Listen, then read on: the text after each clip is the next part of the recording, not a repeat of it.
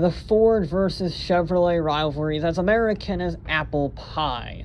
Whether it be the horsepower wars of the 1920s, to the Trans Am racing of the 1960s, to the NASCAR events of the late 80s, it was always incredibly close between those two manufacturers.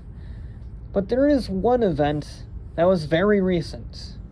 One championship that the two of them duked it out for 4 years, and not just on the national level, although that is what we are going to be primarily focusing on, but on the international level as well.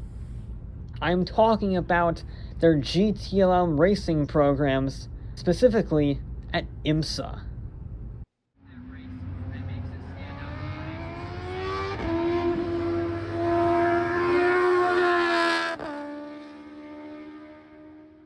The Corvette has been endurance racing since 1956, and in 1999, GM contracted Pratt & Miller Engineering to run their new C5 Corvette endurance racing program.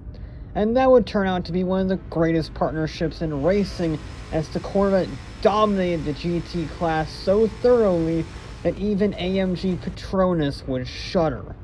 They have won Le Mans 10 times, Sebring 12 times, and even an overall victory, the 2001 24 Hours of Daytona.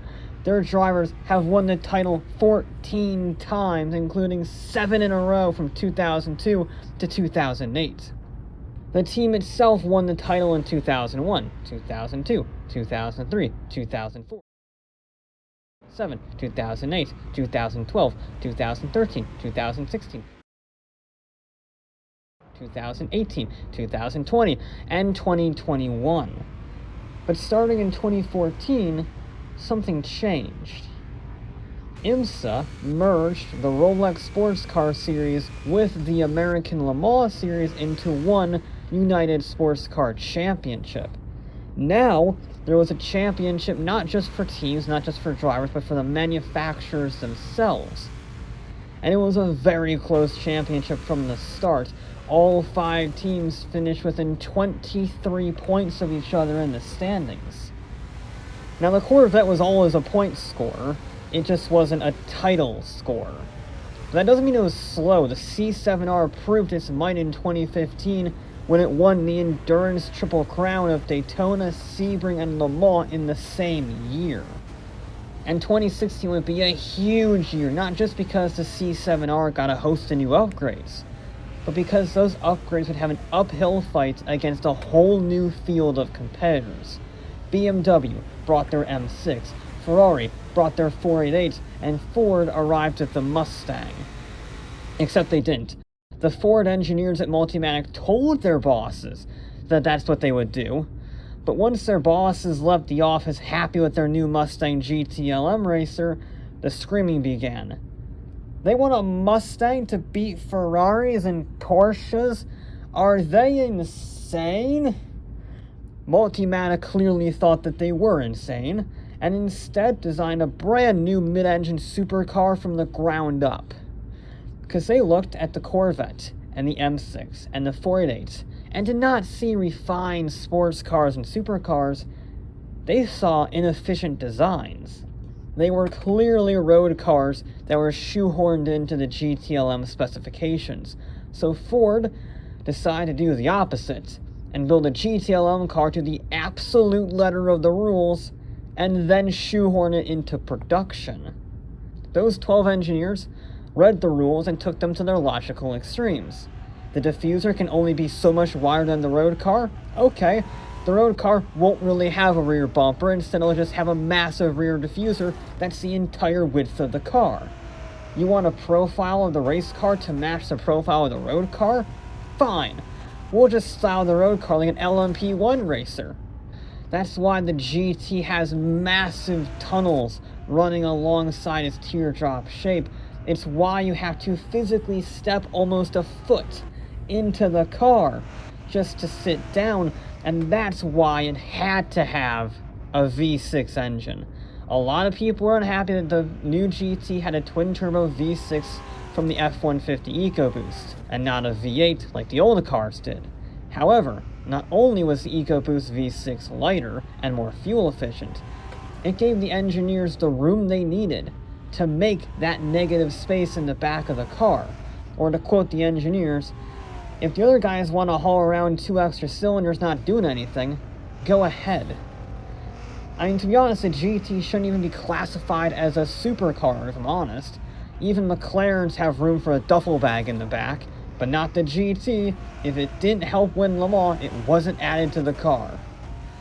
So in that sense, it's more like the Mercedes CLK GTR or the 911 GT1, an uncompromised track car instead of a traditional supercar. A track car that wasn't ready for production yet. So the other manufacturers actually had to sign off on Ford's participation since the cars weren't delivered until 2017. The GT was unequivocally a game changer, but they did not have the experience, and it showed. Corvette won Daytona and Sebring back to back, while Ford floundered in 4th place with pit stop errors and transmission woes. Then another 2nd place finish at Long Beach gave Chevy a 22-point lead over Ford. But then, the GT scored its first ever win at Laguna Seca ahead of Ferrari and then a Corvette, and then they went on a little bit of a hot streak after that, winning the next 2 races in a row for good measure. The Corvette's impressive consistency minimized the damage, but that 22-point gap shrank to just 7 by the time the second half of the season began. And that was the closest Ford ever got. Corvette won the next 3 races in a row, and although Ford finished on the podium 4 out of 5 times, that's not going to close the gap when your rival always wins. So Chevy won their first manufacturer's championship with the C7 in 2016, ahead of Ford in 2nd. But there's one event that's arguably bigger than the entire IMSA calendar combined. Le Mans. It may not count towards the IMSA standings, but if you're going to win an event, win this. So Ford hedged their bets and fielded 4 cars, while everyone else fielded 2. 2 from their IMSA program and 2 from the World Endurance Championship program. And combine the strength in numbers with the incredible aero and the fuel-efficient V6, Ford did exactly what they needed to do.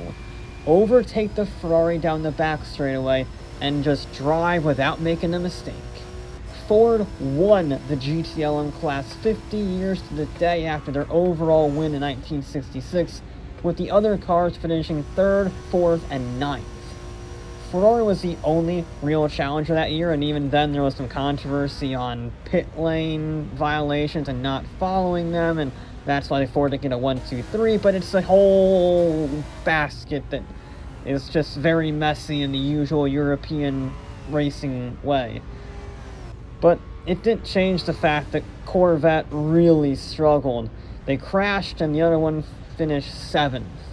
Not a great showing for our other American compatriots. The next season featured a stellar start from Ford, winning that other big 24-hour endurance race, the Rolex 24 at Daytona, and then 2 more second-place finishes meant that even with back-to-back wins from Corvettes, Ford was still leading the IMSA championship.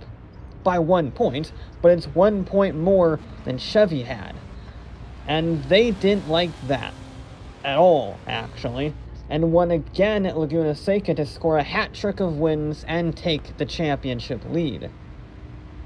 But then BMW arrived out of the blue to win 2 races and bring themselves within championship contention, and all 3 manufacturers were within 9 points of each other after that.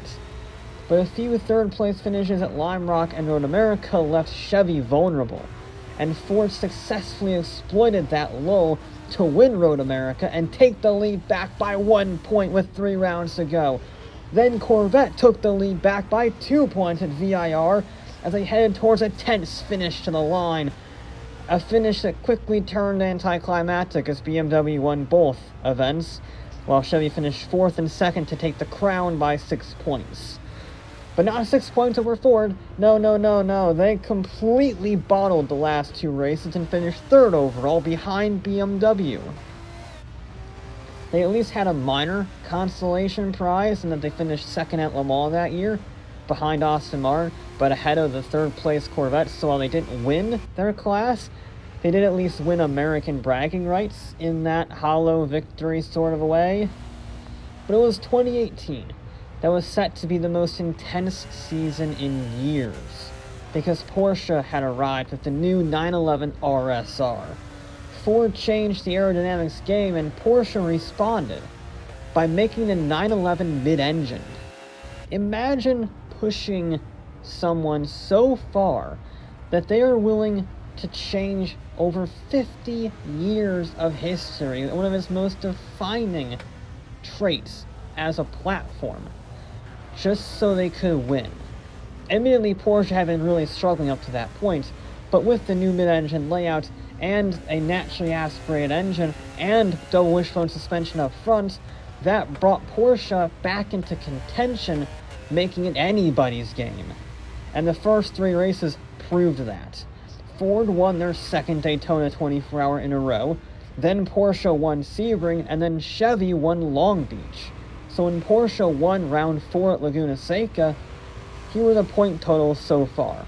Porsche was leading at 126 points, then there was Ford at 125, and then Chevy was at 123. Yeah, that's right. All the championship contenders were separated by just 3 points. Ford realized that this would probably be their best chance of winning before Porsche inevitably perfected their design and went wild. So Ford made sure to do that first. As in, they won the next 4 races in a row starting in Watkins Glen, and all but eliminating Porsche from championship contention, going from a 1-point deficit to a 19-point advantage. So it was an all-American 2-horse sprint to the end. A sprint, like 2017, that quickly became a flounder. Neither Ford or Chevy won another event after Road America. In fact, a Corvette only saw the top step of the podium once this season. But a lot of podium finishes meant that they still put up a good fight. A good fight that still wasn't enough, though. Ford botched the last 2 rounds of the season again, but winning 4 in a row gives you a really good buffer. And they took their first championship title by 6 points. And it seemed that they were right about Porsche, as the Germans scored a 1-2 finish at Le Mans. It's a little bit of foreshadowing for 2019. That year may have started out with a Ferrari win at the ocean that was Daytona International Speedway, but Porsche made it clear that they had the pace. They won the next 5 in a row and was leading the pack by 25 points as Chevy and Ford squabbled for second. And it was an intense squabble. Ford had the early advantage until Laguna Seca, where Chevy took second, and a poor finish by the GTs pushed him down to third in championship contention. Admittedly, it was only by 2 points when they crossed the finish line at Motorsport, but it was still third in the championship, and Porsche was running away with it. So Ford did the polar opposite of 2017 and 2018. Out of the last 5 races of the season, they won 3 of them, while finishing second and third in the other 2. And the gap to Porsche closed in dramatically. However, one of those races that Ford didn't win was won by the Germans, and even though they struggled to a 5th place finish at the final round, they took the title with room to spare. And this underwhelming end continued at Le Mans. One of the Corvettes crashed, making it 3 out of 4 Le Mans entries with at least 1 bow-tie DNF, while the other one finished a mediocre / kinda terrible 8th. Ford didn't fare much better, though. It was the first time one of their cars didn't finish on the podium, ending 4th, 5th, 6th, and a disqualification for good measure. And that disqualification kinda ruins their perfect streak as well. I mean, technically, every car crossed the finish line without breaking down or crashing. It's just that one of them was disqualified afterwards for fuel infractions. So, in this 4-year rivalry, who came out on top, Ford or Chevrolet? Honestly, it's a little bit subjective. It's very close between the two of them. Personally, I would argue Ford. Sure, Chevy got 2 titles to Ford's 1. However, they still got the 2018 championship, and they had that prestigious 50th anniversary win in 2016 as reinforcement.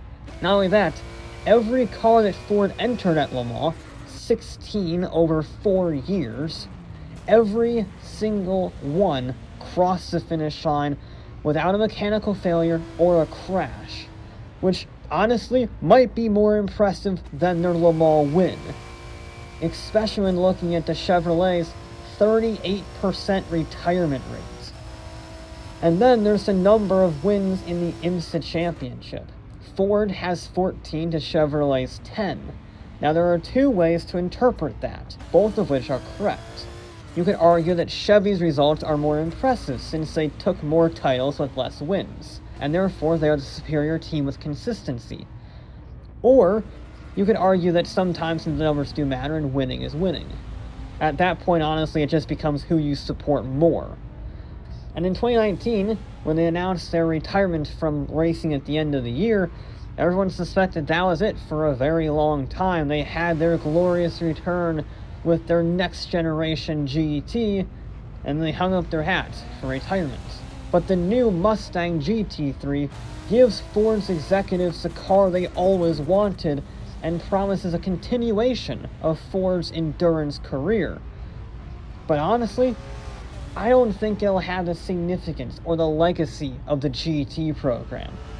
There will probably be a road version of the race car too, as always a good marketing ploy, but it won't be a race car converted for the road. It'll be a road car homologated into a race car that was then turned back into a road car.